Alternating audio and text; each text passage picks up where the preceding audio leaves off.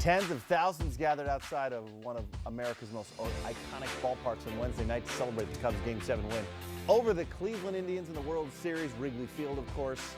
While the Twins might not have given us much to cheer about here in Minnesota, amateur baseball or town baseball seeing a huge spike in popularity in our state. And now there's a book to celebrate Minnesota's historic and beloved ballparks, town ballparks. The author, Todd Mueller, is here to talk about it. Welcome to the show. Thanks for coming in. Thanks, Dave. Well, I feel like we've already talked about this because you and I have already been talking about this for a couple of segments before we got here.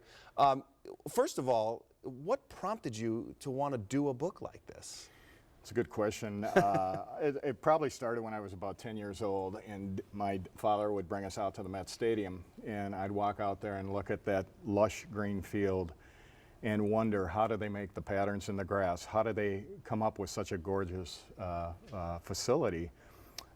In years after that, I'd travel around and come across these small town fields, Meesville down south of Hastings, Jordan, Chaska, and I was intrigued because these fields were absolutely gorgeous, and I wondered how many other ballparks were like that in the state.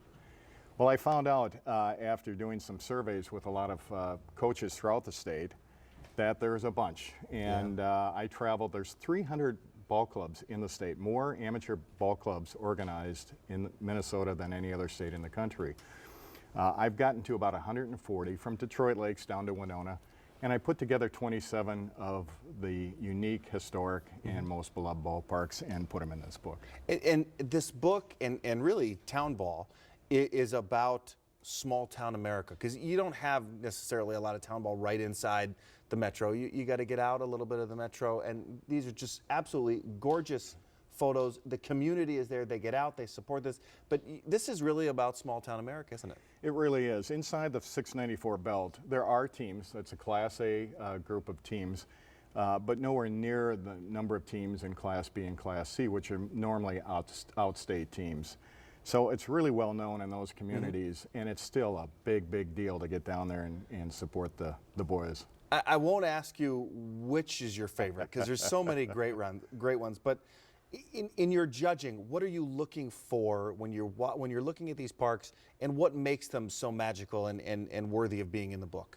When I traveled around and looked at all these ballparks, I would go in all types of weather. I'd go in the snow, fall, spring, and what I discovered is that within minutes you can kind of tell if a ballpark has a special air about it. Yeah. It could be the asymmetrical setting it has, it could be a short porch, it could be light towers that extend out into the playing field, it could be a river that winds around the ballpark, and the ballpark had to be positioned to deal with that. Certain special physical attributes, and that's what I look for and feature those in the book. Fantastic. Go buy the book. It's great. Go to a town ball game this summer if you can. It's also a lot of fun. You can see the town ballparks of Minnesota in major bookstores now and find a link on KARE11.com. Todd, thanks for coming in. Thanks, Dave. Appreciate it. Enjoyed the book very much.